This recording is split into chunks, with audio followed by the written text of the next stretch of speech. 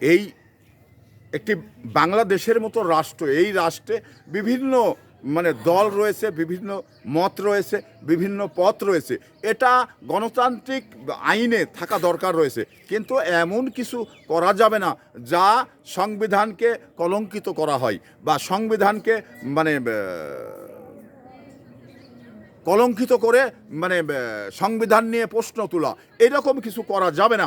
তো আমি যে বিষয়টি বলছি সেটা হলো যে আপনার এই আওয়ামী লীগের আমলে যে আপনার প্রধান বিচারপতি এবিএম খায়রুল ইসলাম, সে এই পঞ্চদনী সংশোধনী সেটা কিন্তু বাদ করে দিয়েছিলেন, তত্ত্বাবধায়ক সরকার কিন্তু বাদ করে দিয়েছিলেন। এবার পরবর্তী সময় ডক্টর ইউনূসের সরকার এসে আবার কিন্তু সেই সংবিধানটা ফিরানো হয়েছে। তো এখানে বাংলাদেশের মানুষের আকাঙ্ক্ষার প্রতিফলন, সেটা হলো তত্ত্বাবধায়ক সরকারের অধীনে নির্বাচন হবে। তো এবারে আমি আপনাদের একটি বাস্তব দৃশ্য দেখাই, বা এই যে ডক্টর ইউনূস যে নির্বাচন দিল, সেই নির্বাচনে সারা বাংলাদেশে কোথাও যে অনিয়ম হয়েছে, কোথায় যে দুর্নীতি হয়েছে, এটা কিন্তু আমরা জনগণ হিসাবে দেখতে পাইনি।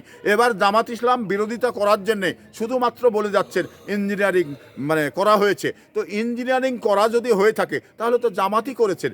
আমরা এই বিশ্ববিদ্যালয়ের যে কমিটিগুলো হলো, প্রত্যেকটা কমিটিতেই তারা ইঞ্জিনিয়ারিং করে তারা কিন্তু তাদের কমিটিগুলো পাস করিয়েছে। তো সেই জায়গা থেকে জামাত ইসলাম চেয়েছিল যে বাংলাদেশেও এই পুরোটা ইঞ্জিনিয়ারিং করি ক্ষমতায় যাওয়া। তো সেই আশা কিন্তু জামাতের পুরা হয়নি। তো এই জন্যেই জামাত কিন্তু মাঝখানে মুখ শুকাচ্ছে। তো মুখ শুকানোটা জামাতের এটা দীর্ঘদিন ধরে থাকতে হবে। তো জামাত এই দেশে ক্ষমতায় যাবে, এই দেশের মানুষ জামাতকে ক্ষমতায় নিয়ে যাবে, এরকম ভাবার কোনো সুযোগ নেই।